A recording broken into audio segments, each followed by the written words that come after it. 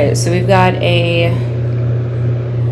we have a New York session short happening right now with NQ. I'm trading all 4 of my Apex accounts together, so I'm in each of these trades with 2 NQ contracts apiece. So this is like a super low leveraged, highly safe, highly responsible trade right now.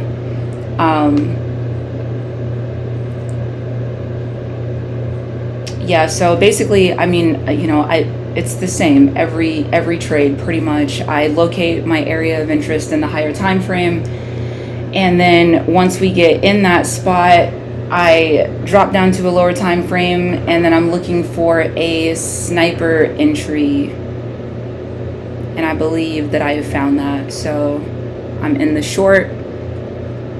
I considered adding to my position, but I was like, no, let's just, the 25Ks are all new live accounts with Apex, so I just want to break it in nice and slowly. And I've made a decision. I'm not going to trade with NQ contracts anymore until I have like an insane buffer. Because while I have what I deem to be a really, really good strategy, which I've learned from ICT, and then combined it with this indicator-based strategy that I use in the lower time frame. I think it's a great strategy, but I keep kind of flip-flopping on my discipline in terms of not pressing the trigger whenever, like when it looks close to my rules, but it's like not exactly my rules, and I'm like, I kind of FOMO into the market. So definitely until I build like a bigger buffer, and until I like get that more out of my system, I'm just gonna trade with micros and just keep it really safe.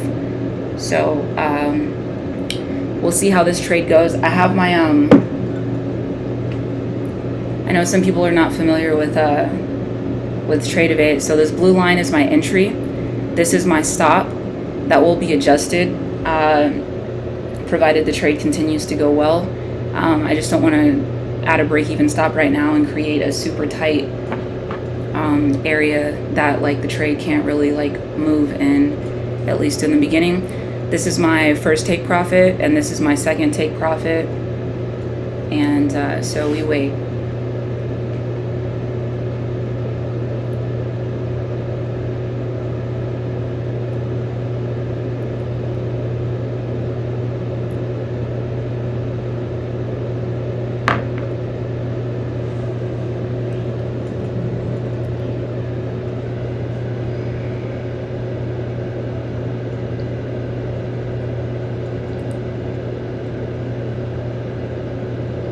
Keeps like popping up in this area, and it's making me a little concerned that maybe I like missed something, that I did not see something. I don't know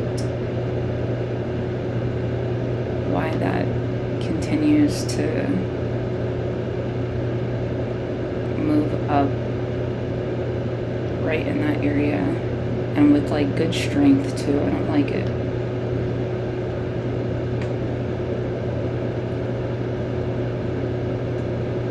Get paranoid in a trade, I just like recheck everything to just reconfirm with myself that like I've done all of the right things on my end.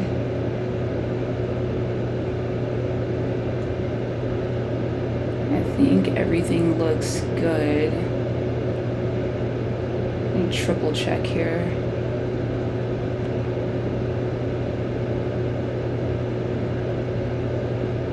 Was that a fair value gap? No, it was not.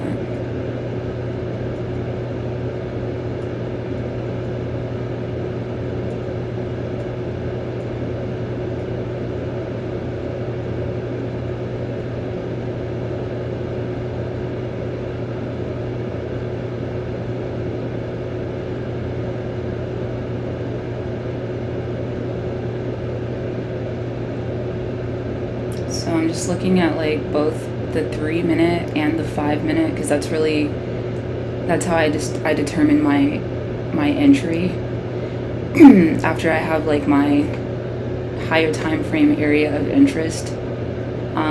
Yeah, I think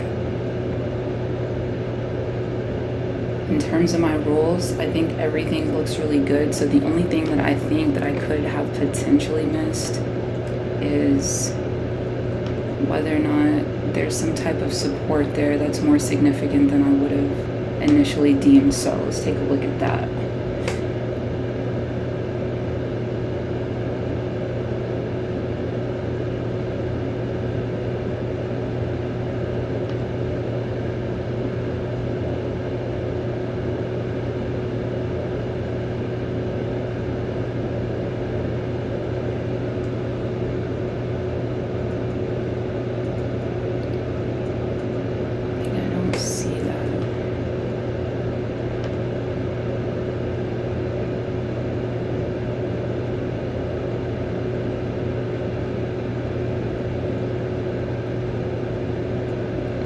Do see that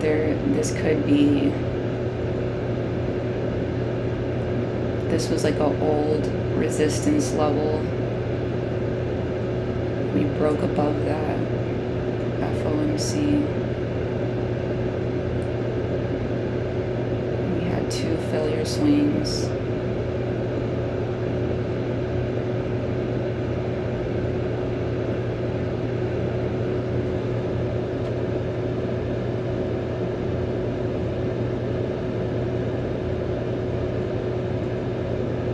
Is that a return to almost a return to a fair value gap? And we made something like a triple top here. This could have been kind of like a pullback to the neckline.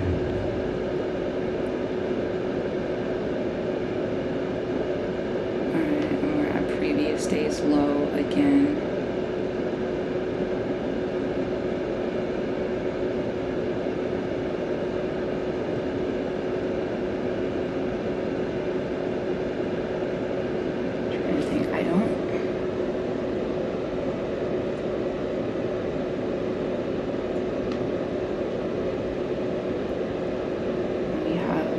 London's low, which we have not taken out for the day, but we also have not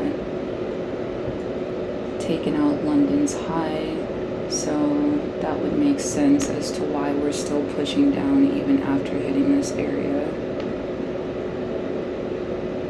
Alright, if that perhaps was the liquidity that we are chasing, that low is going to be 18,49275. Mark that. 18,49275.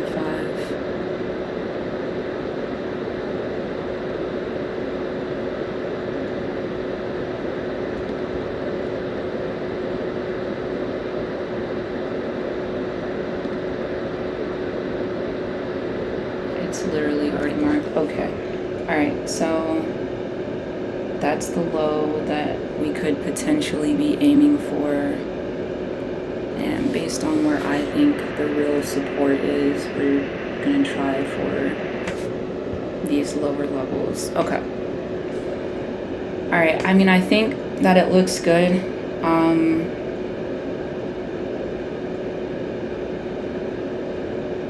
I don't see like any contraindications. I don't based on my rules, I don't see that there's anything that I don't think I missed anything. So I'm just gonna have to just be more patient and just let it play out.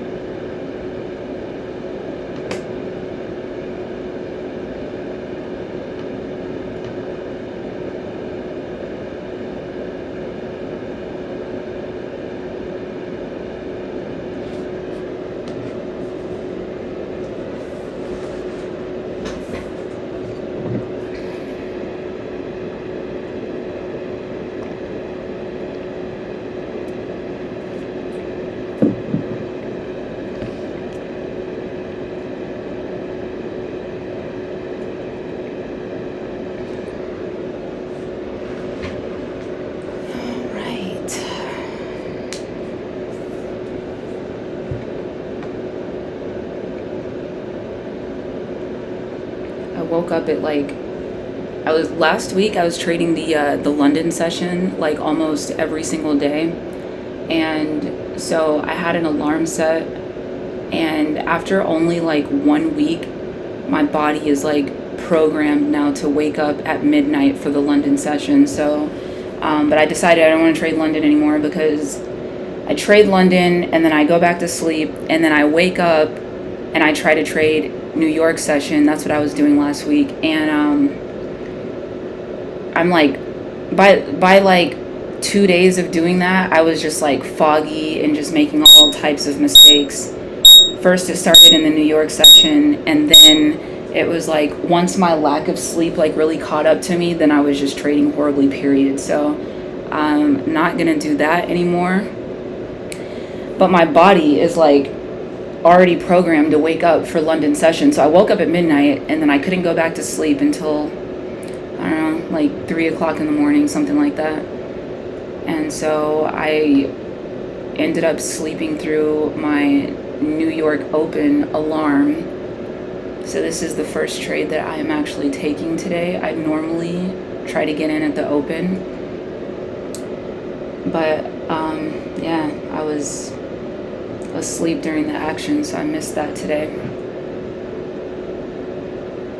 It looked like it was kind of slow though.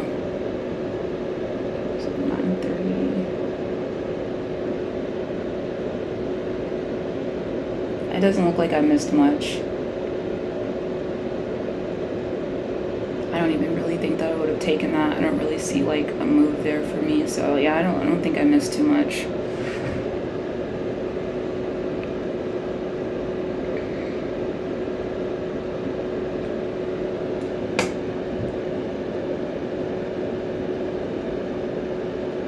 Today's Friday. We had FOMC this week.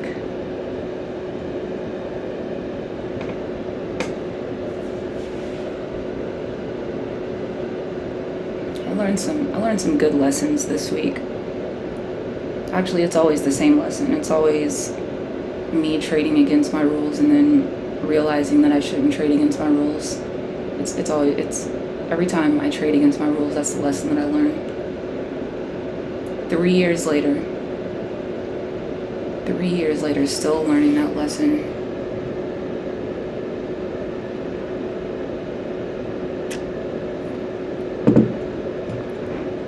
My main goal now, to be like very specific, is honestly like learning to just fight against FOMO. Like that's a real thing, you know? Like it is so difficult, and I don't know why, how, like it is so difficult though just to follow your rules consistently, even when like the market has shown you like over and over and over that like you can trust your rules, and this is like the best thing that you could be doing like in terms of risk with your capital. It's like for some reason like it's so difficult to get past that. I'm doing better than I ever have, but like I want to see it. There's just some things that I see myself doing still that I'm just like, this is kind of ridiculous, and I'm just kind of like over it. Like I don't want to make silly mistakes anymore. If I lose, I want it to be because that one super unexpected, weird, rare thing happened. Like not because I don't know how to, you know, remain disciplined. It's just like such a weak reason to lose. All right, this is the where the new stop is gonna go. Break even stop. And we will remove this old stop. All right, so we have removed all of the risk from this trade.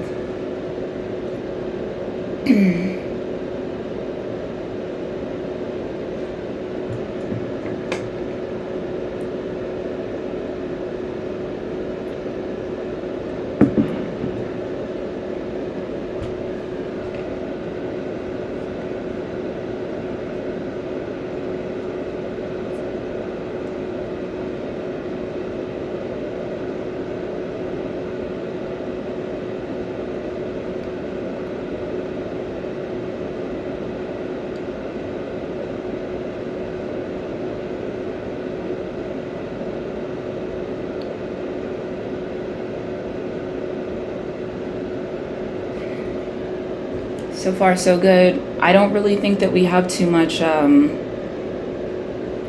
opposition in the way here. So I hope for the most part it's a pretty smooth ride down. Oh my God, yesterday I caught this gorgeous short. Oh my God. It was so beautiful. It was such a big trade. I actually didn't even measure like how many ticks or points it moved, but it was a gigantic move. I got out of it like halfway through because I was only trading it for the sake of beating the Apex, the 325K accounts, the challenge on there. So like once I hit the goal, I just got out of the trade. But my God, it was beautiful. I'm hoping to see something similar to that right now because I just don't think we have too much in the way.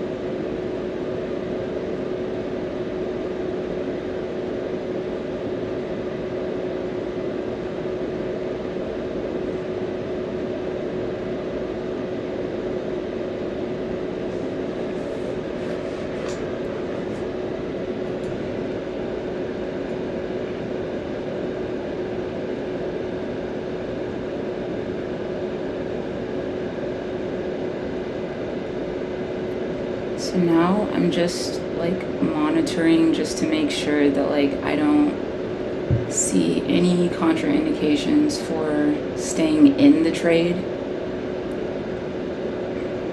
I do have some rules that dictate that I jump out of trades early if I do see certain things, so that's pretty much what I start watching for once the trade gets like moving.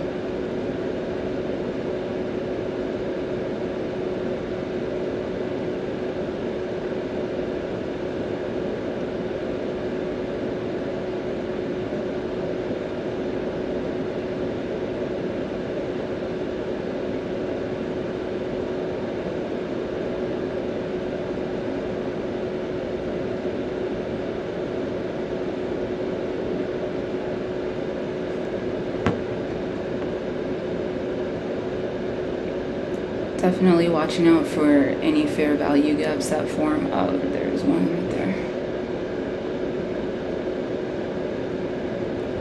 Because they're like magnets and they pull the market back to them. So it's just good to know where they're at, so you don't feel the need to panic if you see the market start to urgently start retracing back into a fair value gap. So there's a small one right here. Jesus Christ, I mean that's like tiny.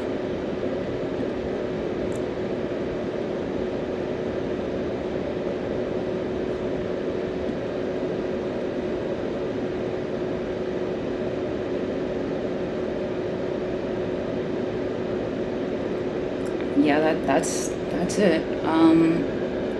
I usually like personally, I know some people will they'll look through like all the way down to like the 1 minute time frame. I don't do that. Like I try to stick with the 3 and the 5 minute time frame personally. I just trust those time frames more than the others.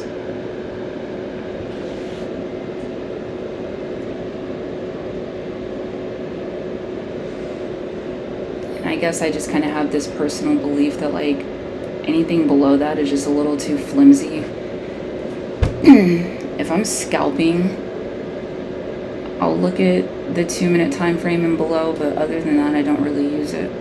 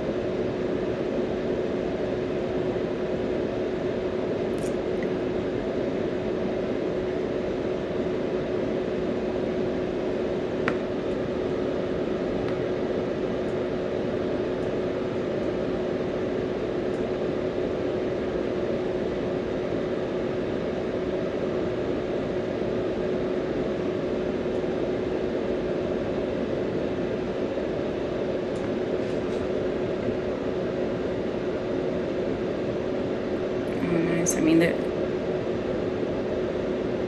don't know whether that is or not. It kind of looks like it. I didn't even notice that one.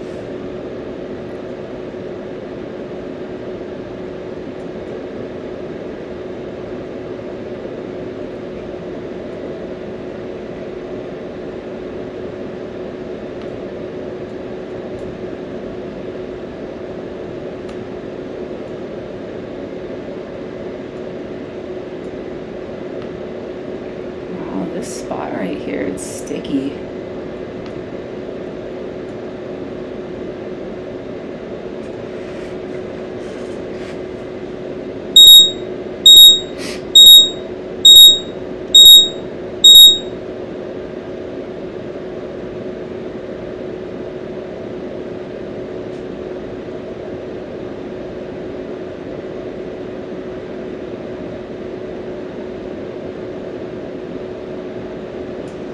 Alright, so this right here, this is our London low for the day, so that's obviously like a significant spot to just like watch and see how the market responds to that. I think like usually when I'm anticipating like some type of liquidity run, honestly, it depends. I mean, sometimes like the market will just, run through it. Like it just had no chance at all. But like sometimes it does happen where like it'll like wick through it, and then it might do that like once or twice and then like go in the opposite direction. I guess it just depends, but it definitely is not uncommon for like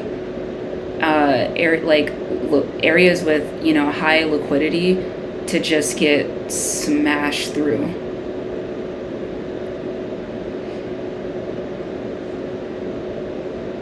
I'm looking for the smash. I want it just to like when I'm in a short, I'm just constantly visualizing like the market just falling through the floor. Naturally.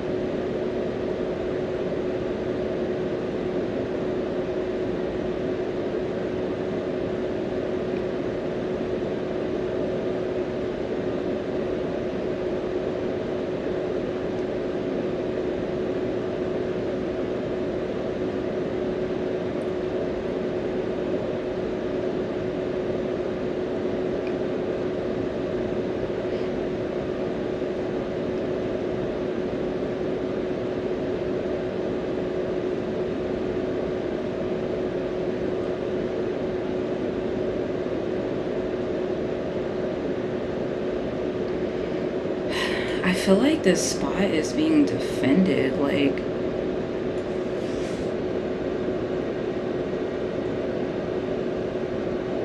however, we should have liquidity under here and here easily. What the fuck if we can get to it?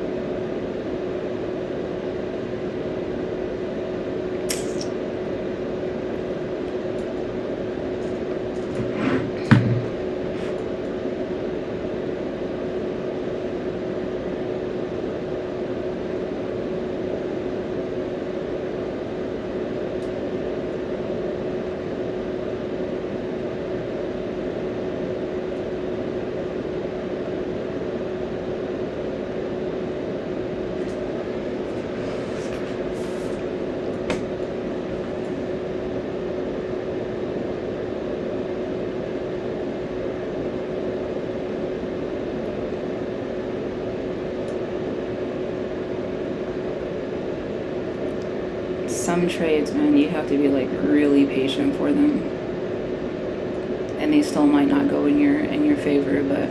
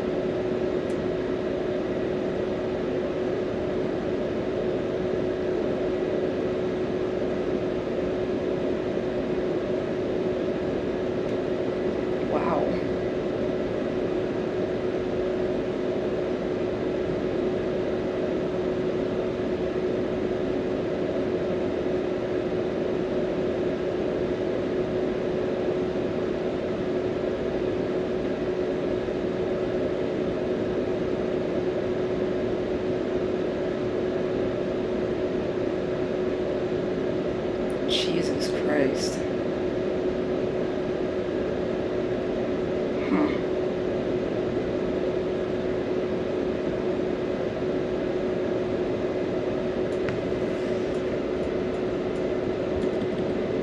Order filled. Why did my stop not work right there? Did we just see that? That's kind of crazy. Wow, it's a good thing I was sitting right at the computer. Well, that's that. Holy shit.